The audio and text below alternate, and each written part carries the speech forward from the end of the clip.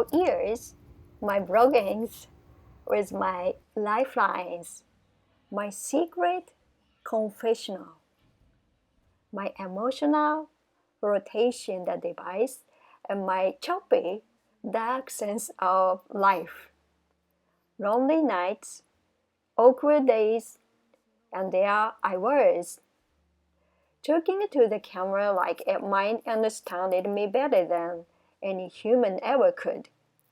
Over time, it becomes less about sharing and more about figuring out what I was feeling. It was my diary with a lens, my private therapy session, rapid and pixels. Weird? Sure. Comfortable? Absolutely.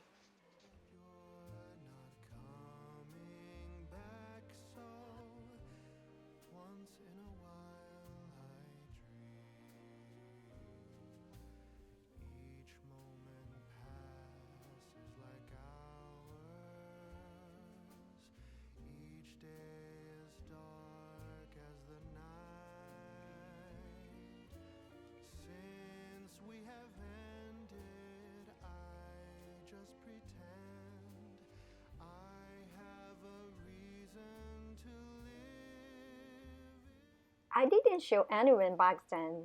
I still don't, really. Only films, piece, bit, make it out, bits of footage.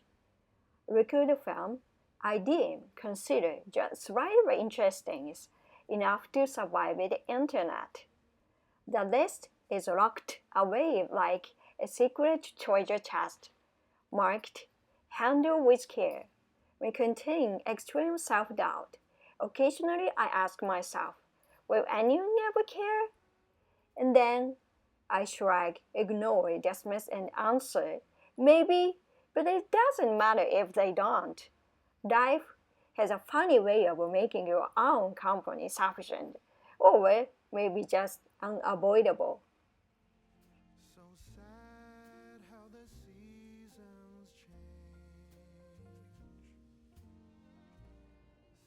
I've always believed the essence of life is enjoyment, not comfort, not reassurance, not encouragement.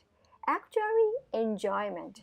But most people confuse comfort with safety, or worse, they chase approval while thinking it's freedom. Spoiler, it isn't. Problem is never banished.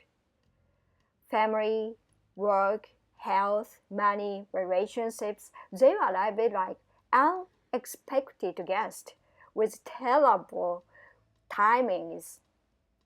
They linger, remain, persist, stay. You either laugh, crumble, collapse, apart, break, or find a way to dance with the chaos, confusion. Preferably awkwardly, but with style. Deep in my chest, there's a tiny pain, not weakness.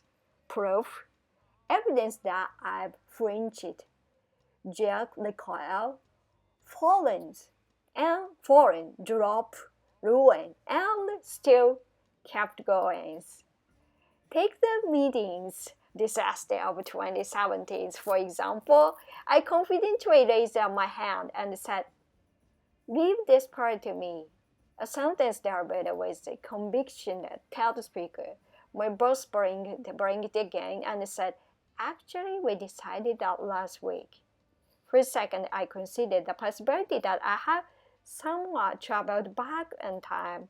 Did I just enter the parallel universe where my confidence was ahead of the calendar?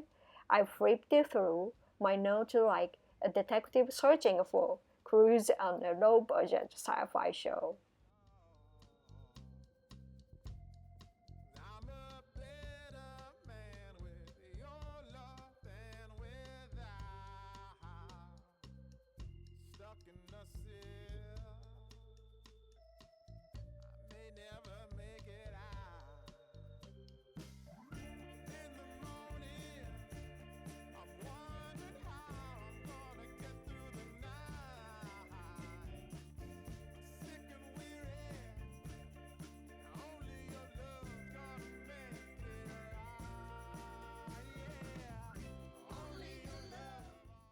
Then, there was a day I tried to give a perfect presentation. My laptop, obediently, respectfully connected to the projector, decided to betray me spectacularly. Three consecutive photos of laments I had taken over the weekend flashed across the screen. Silence. Absolute silence. My boss and the calmest tone possibly asked, "Are we doing a food feature today?" I stared at the ceilings. I prayed to Alpha itself, please open up and shadow me for.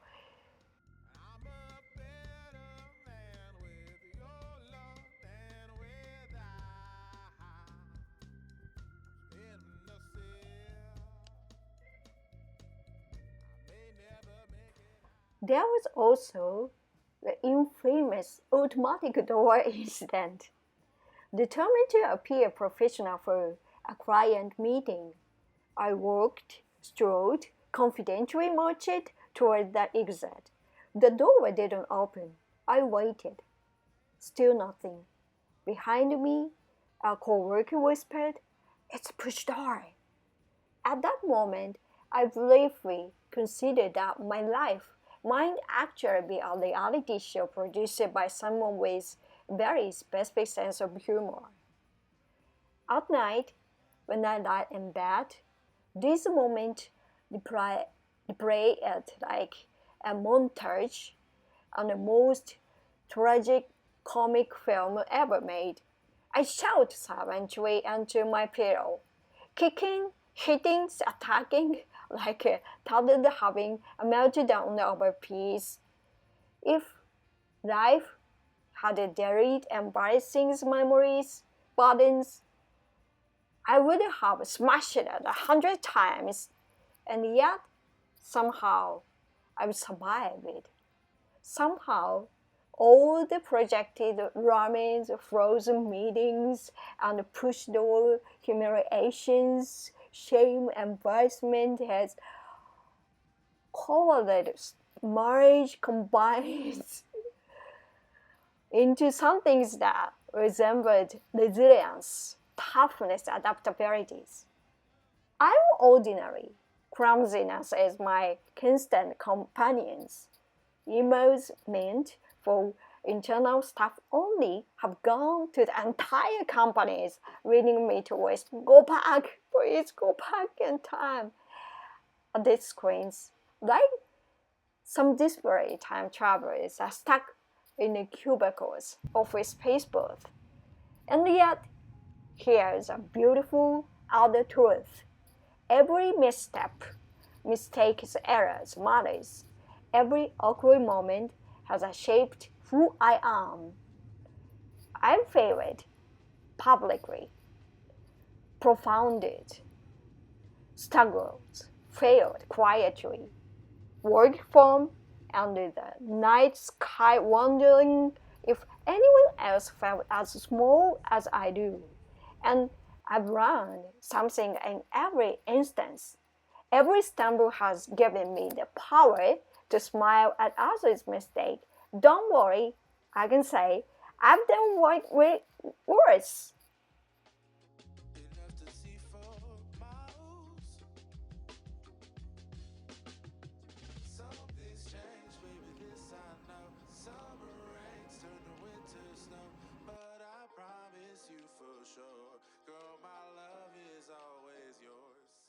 Even if I cannot see the full path ahead, I can see the next step, one step, then another.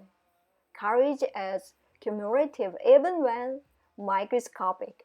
Somewhere tiny lights shine in the world. Maybe my awkwardness sparks a smile in someone else. Maybe a simple, "Are you okay?" I offer brighten someone's night. Tiny gestures, imperceptible, unnoticeable, invisible subject to most, rippled quietly across invisible networks of human emotions. But here's a twist. Life isn't just a string of private embarrassments. Sometimes it's dramatics, sometimes it's conspirational plottings. One evening, I was recording a blog, reflecting on all my misadventures. When my cameras caught some things I had not noticed, the reflection of someone just standing behind me. No one should have been there. My apartment door was locked. The figure didn't move, didn't speak, just watched. I spun around. Nothing. Empty rooms. The air colder than it was a second ago. I tell myself that it's stress, fatigue, imagination. Yet, something about I feel deliberate, intentional, careful. Life decided to add one final thrill, dream-like, unreal punchline to my story. And that's the things about my life.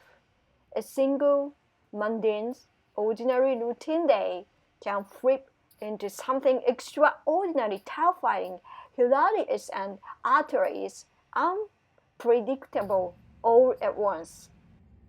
So I keep moving forward. Nervous, clumsy, the offshores and offshores, unintentional comedians, but moving. Because even if reality is absurd, occasionally haunted, and relentlessly, continuously, sarcastic, one and denials of truth remains. I exist. I stumble. I fail. I rise. And in that ongoing mass of ordinary brilliance, I am alive. Maybe that exactly is a point.